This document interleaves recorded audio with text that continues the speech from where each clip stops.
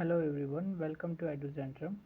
और आज हम शुरू करने वाले हैं साइंस का तीसरा लेक्चर, जिसके अंदर हमने पहले दो लेक्चर में पढ़ा कि जो हमारा न्यूट्रिशन गेन होता है बॉडी का और डाइजेशन होता है, उसके जो प्रोसेस रहते हैं वो क्या क्या रहते हैं। आज हम पढ़ने वाले हैं कि डाइजेशन और न्यूट्रिशन एब्जॉर्प्शन के बीच में जो बॉडी पार्ट्स काम करते हैं, हम उनके बारे में पढ़ने वाले हैं।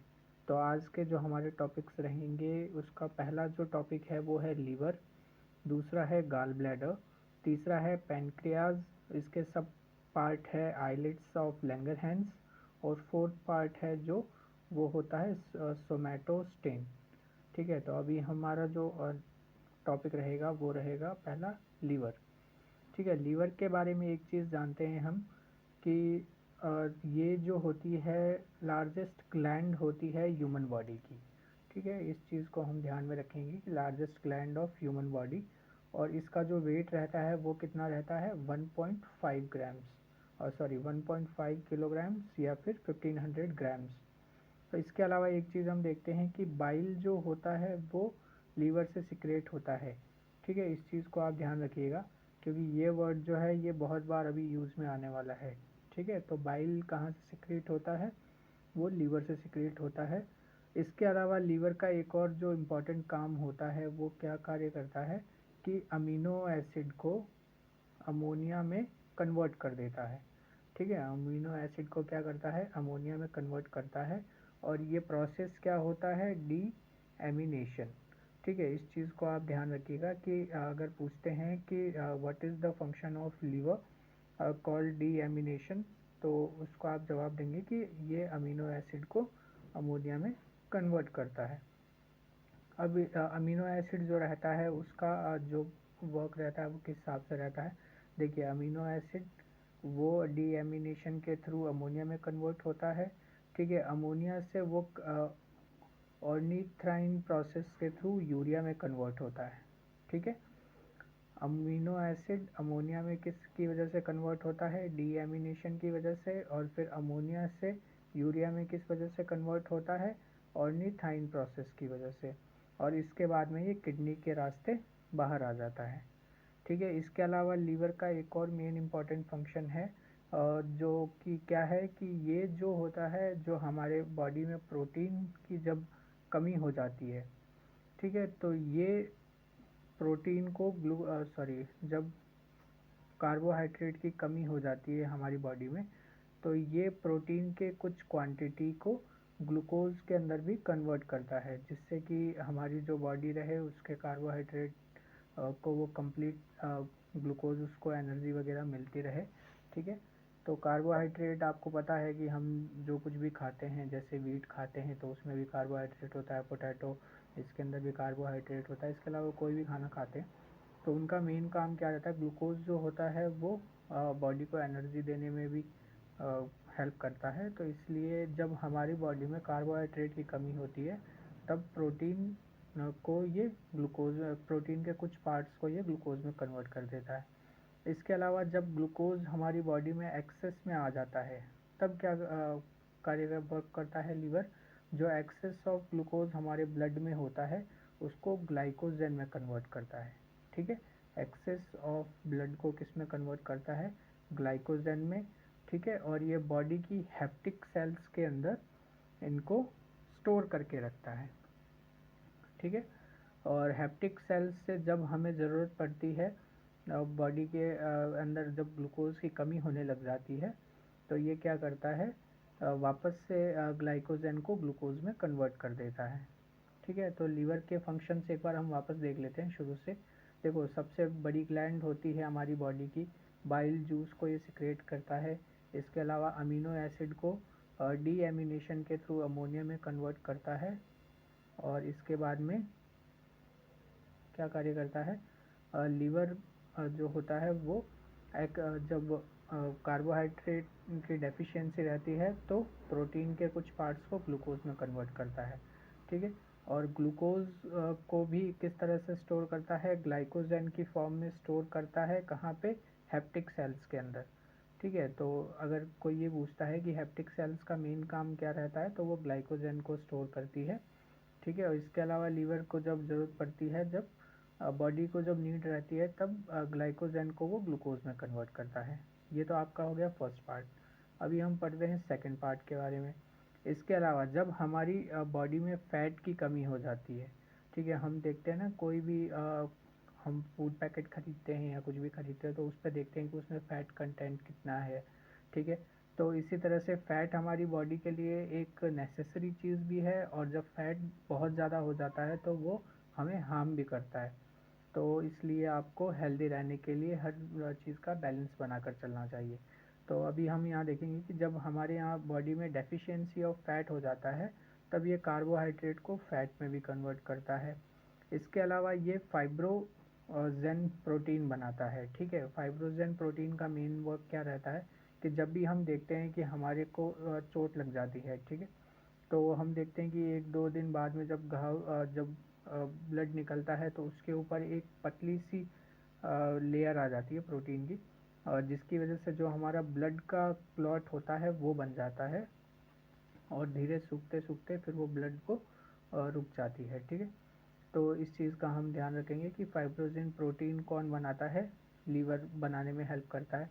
इसके अलावा हैपा हेपेरिन प्रोटीन भी क्या वर्क करता है, ये भी क्लॉटिंग ऑफ ब्लड का ही काम करता है, सिर्फ ये बॉडी के इनसाइड में काम करता है। जैसे कभी आपको चोट लगती है तो अभी हम देखते हैं कि इंटरनल कभी लिटिल बिट ब्लीडिंग हो जाती है तो वो अंदर की तरफ उसका क्लॉट बन जाता है और वो फिर बाद में निकल जाता है। तो ये कौन सी होती है, हेपेरिन प्रोटीन की वजह से होती है। जनरली हम देखते हैं कि अब बॉडी के अंदर अगर आपको कहीं पे इंटरनल चोट लगी है, ठीक है, और अगर आपको फ्रेश ब्लड ना आके ब्लड का कोई क्लॉट निकल रहा है तो वो नॉर्मल रहता है। तो इस तरह से हेपेरिन प्रोटीन इस चीज़ में हेल्प करता है। इसके अलावा जो रेड ब्लड सेल्स होती है बॉडी के अंदर, वो एक टाइम पीरियड के बाद में डेड हो जाती है, तो उनको डिस्ट्रॉय भी कौन करता है, लीवर ही करता है, ठीक है। अराउंड 120 डेज़ का टाइम पीरियड रहता है रेड ब्लड सेल्स का, और आफ्टर 120 डेज़ नई ब्लड सेल्स बन जाती है। तो जो पुरानी होती है उनको डिस्ट्रॉयड करने का काम कौन करता है, लीवर करता है। इसके अलावा आयरन, कॉपर एंड वाइटामिन, इनके भी कुछ रिजर्व्स लीवर अपनी बॉडी में अपने पास में रिजर्व रखता है, ताकि जब भी इनकी डेफिशिएंसी हो तो ये बॉडी में सप्लाई कर सके। इसके अलावा लीवर का और वर्क क्या रहता है, ये बॉडी टेम्परेचर को रेगुलेट करता है।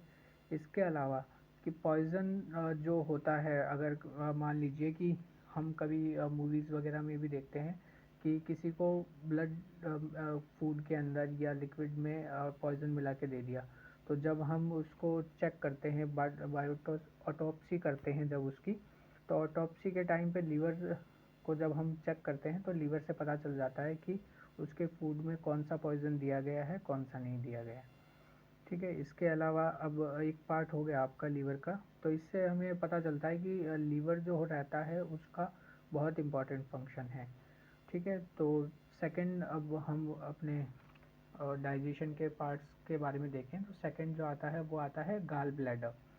गाल ब्लैडर के बारे में हम देखते हैं कि ये जो होता है पियर शेप का होता है, ठीक है। पियर शेप आप इमेज में एक बार चेक कर लीजिएगा, ठीक है, कि पियर शेप कैसी दिखती है।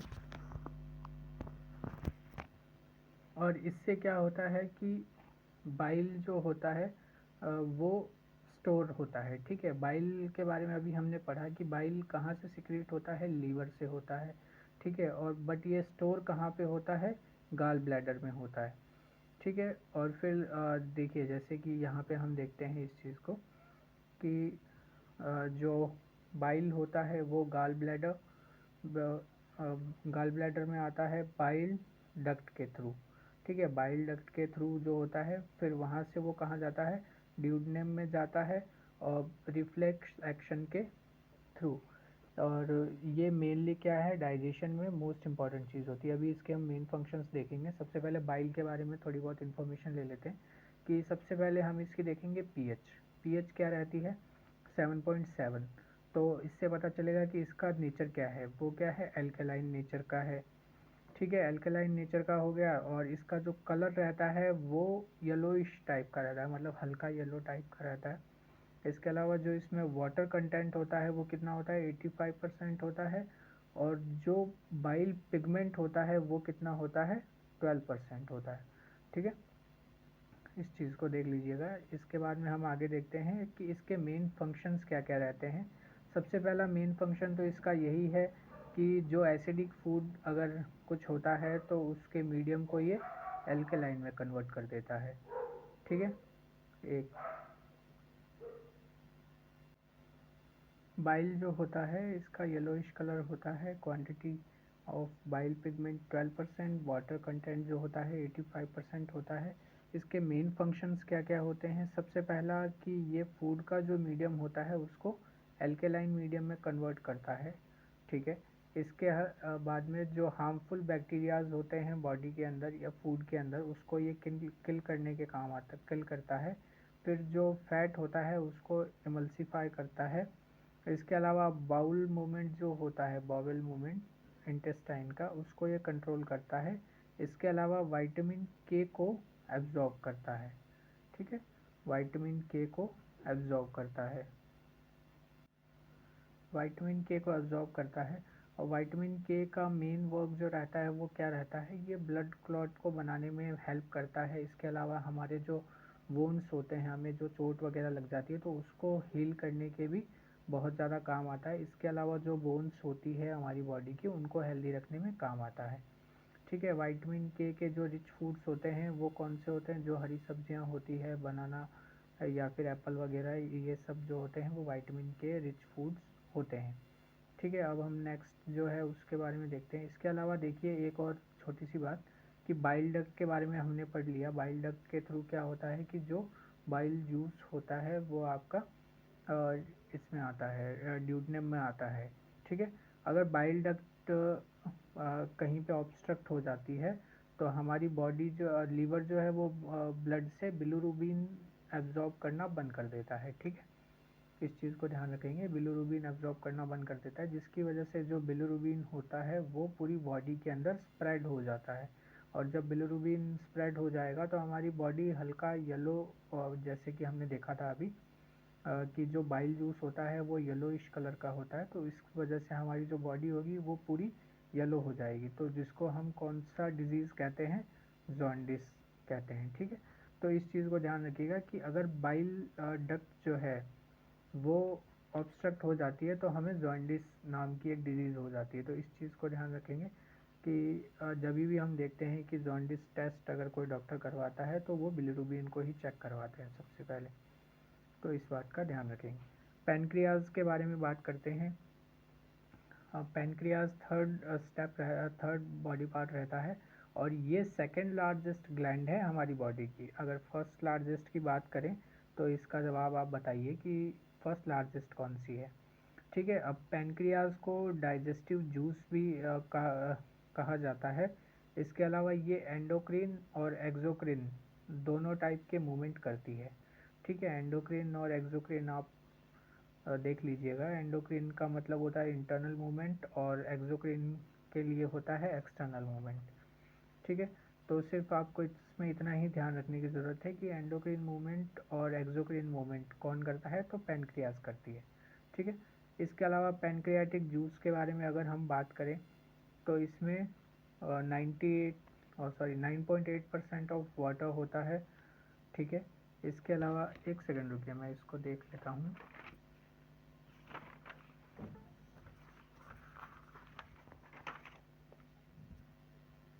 ठीक है, 9.8% ऑफ वाटर होता है।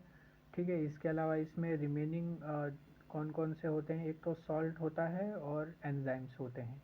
पीएच जो रहती है इसकी 7.5 से 8.3 तक रहती है, तो इसका नेचर क्या हो गया, एल्केलाइन हो गया। ठीक है, इसके बाद में एंजाइम्स जो रहते हैं इसके अंदर ये क्या वर्क करते हैं, एंजाइम्स जो है वो इसके अंदर किसी भी मटेरियल को डाइजेस्ट कर लेते हैं, चाहे वो कार्बोहाइड्रेट हो, चाहे फैट हो या फिर प्रोटीन हो। ठीक है, तो इसी वजह से हम इसको यहाँ पे हमने इसको क्या बोला है, डाइजेस्टिव जूस बोला है। ठीक है, अब इसके बाद में आइसलेट्स ऑफ लैंगहेंस पढ़ते हैं। ये पैनक्रियाज का ही एक सब पार्ट होता है।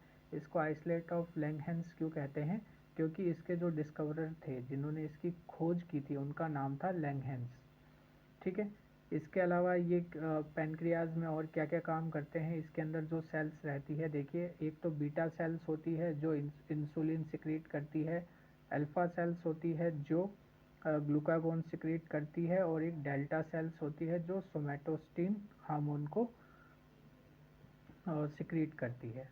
ठीक है। अब इंसुलिन के बारे में हम थोड़ा बहुत देखते हैं। इंसुलिन जो होता है, अभी हमने बताया किसने कहाँ कौन सी सेल से सिक्रीट होता है, तो बीटा सेल से सिक्रीट होता है। ठीक है। इसके अलावा इंसुलिन के मेन इंपॉर्टेंट फंक्शंस क्या क्या है, देखिए इंसुलिन जो है, सबसे पहले हम ये देखते हैं कि किसने इसके सर्च किया था। ठीक है। तो बेंटिंग एंड बेस्ट ने इंसुलिन को सर्च किया था। ठीक है। जैसे बेंटिंग एंड बेस्ट 1921 के अंदर। इसके अलावा कंट्रोल क्या करता है इंसुलिन, जो ग्लाइकोजन होता है उसको ग्लूकोज में कन्वर्ट करने के प्रोसेस को ये कंट्रोल करता है। ग्लाइकोजन को ग्लूकोज में कन्वर्ट करने के प्रोसेस को ये कंट्रोल करता है। ठीक है। डायबिटीज़, अगर इंसुलिन का आपके बॉडी के अंदर डेफिशिएंसी आ जाता है तो उसकी वजह से डायबिटीज़ डिजीज़ होती है। अगर एक्सेस हो जाता है तो हाइपोग्लाइसीमिया नाम की डिजीज़ होती है, जो आपकी कॉन्शियसनेस और विजुअल डिस्टर्बेंस को डिस्टर्ब करता है। ठीक है। इसके अलावा ग्लूकागॉन जो होता है वो क्या करता है, ग्लाइकोजन को ग्लूकोज में कन्वर्ट करता है। ठीक है। इंसुलिन के बारे में अभी हमने देखा, इंसुलिन का क्या काम रहता है, ग्लाइकोजन को ग्लूकोज में कन्वर्ट करता है, और ग्लूकागॉन क्या करता है, ग्लाइकोजन को ग्लूकोज में ही कन्वर्ट करता है। ठीक है। सोमैटोस्टिन की अगर हम बात करें तो पॉलीपेप्टाइड हार्मोन भी कहते हैं, जिसको हम इनहिबिटरी हार्मोन भी कहते हैं। ठीक है। ये क्या काम करता है, जो पैनक्रियाटिक हार्मोन होते हैं या कोई भी हार्मोन जो हमारी बॉडी में सिक्रीट होते हैं, उनको इनहिबिट करता है, मतलब उनको एक जगह स्टोर करता है, इस तरह से। ठीक है। अगर ये हो गया इसका सोमैटोस्टिन का। और एक दो इम्पॉर्टेंट चीज़ें और देख लेते हैं कि अगर आपके पैनक्रियाज में अगर मेल फंक्शनिंग है तो उसकी वजह से भी डायबिटीज़ होता है। ठीक है। इसके अलावा अगर बॉडी को ग्लूकोज अपटेक करना है तो उसके लिए इंसुलिन जो है वो एक एसेंशियल है। तभी हम देखते हैं कि अगर किसी भी पेशेंट को शुगर होती है या फिर डायबिटीज़ की डिजीज़ होती है तो उसको एक्सटर्नल इंसुलिन के इंजेक्शन लगाए जाते हैं, बिकॉज जब तक इंसुलिन अगर हमारी बॉडी में नहीं होगा तब तक बॉडी जो है वो ग्लूकोज को अपटेक नहीं करेगी, और जो हमारी सेल्स है वो सही से काम नहीं करेगी। और अभी हमने देखा कि ये सारे प्रोसेसेस एक दूसरे से जुड़े हुए हैं। ठीक है। ग्लूकोज लीवर से भी सिक्रीट होता है, ये गाल ब्लैडर में भी आता है, बॉडी को एनर्जी भी देता है, तो इस तरह से। तो अभी हम ये टॉपिक यहाँ पे ख़त्म करते हैं, और नेक्स्ट जो हमारा लेक्चर रहेगा वो जल्दी आ जाएगा, और उसके बारे में हम आपको नेक्स्ट लेक्चर में इन्फॉर्म करेंगे। अगर आपको ये लेक्चर बढ़िया लगा तो आप चैनल को लाइक, शेयर एंड सब्सक्राइब करें, और इसके अंदर हमें और डेवलप करने के लिए अपने कमेंट सेक्शन में अपने सुझाव दें कि हम अपने चैनल को किस तरह से बढ़िया बना सकते हैं। और अगर आपको किसी टॉपिक पे एक्सप्लेन्ड सीरीज़ चाहिए तो आप उसके लिए भी कमेंट करें। ठीक है। Thank you.